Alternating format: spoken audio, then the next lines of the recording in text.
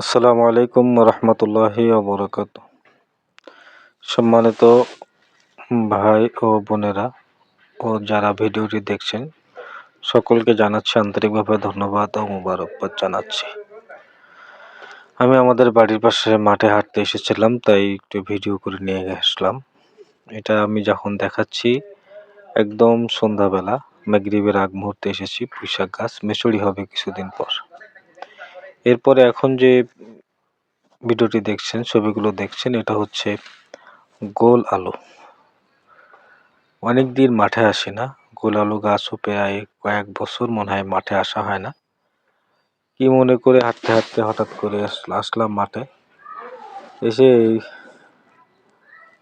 অনেক ভালো লাগলো, তাই ভিডিও করলাম। জায়গাটা অনেক নরম, পানি দিয়েছে। আর সন্ধ্যার আগ মুহূর্তে ভিডিও করতেছি। সূর্য ডুবে গেছে, আজান দিবে এরকম সময় আর কি। এখানে মূলত গাছ লাগিয়েছে, যে পটল গাছ দেখতে পাচ্ছেন, এই পটল গাছ লাগিয়েছে।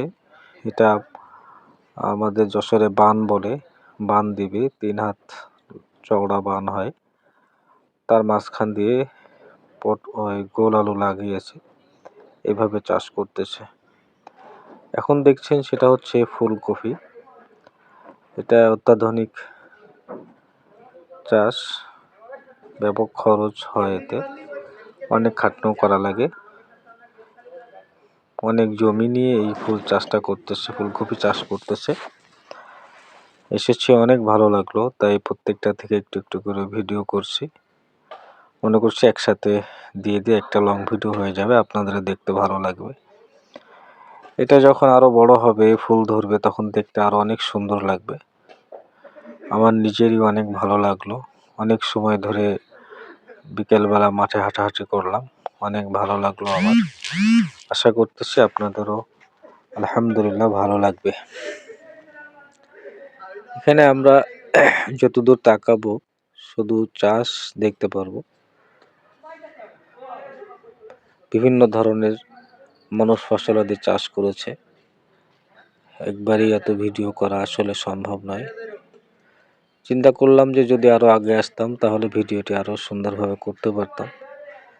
যাই হোক ভাইরা, ভিডিওটি খারাপ হলেও কিছু করার নাই, আপনাদের ভালো লাগবে মনে করতেছি।